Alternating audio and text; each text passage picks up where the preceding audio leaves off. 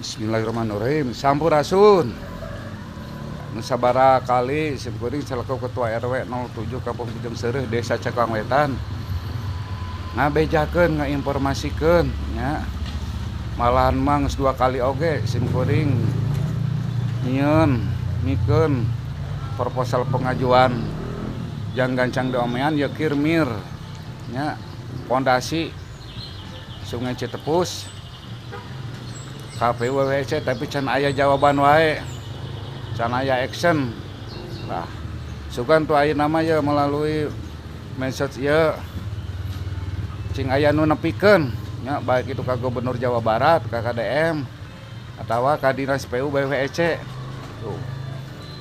Ya aya 3 titik ya anu ragrug-rug ieu teh nya. Warga anu bumina sisi ieu tuh khawatir bisi kabawa longsor.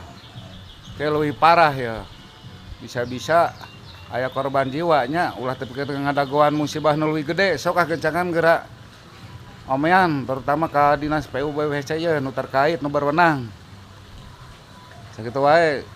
Assalamualaikum.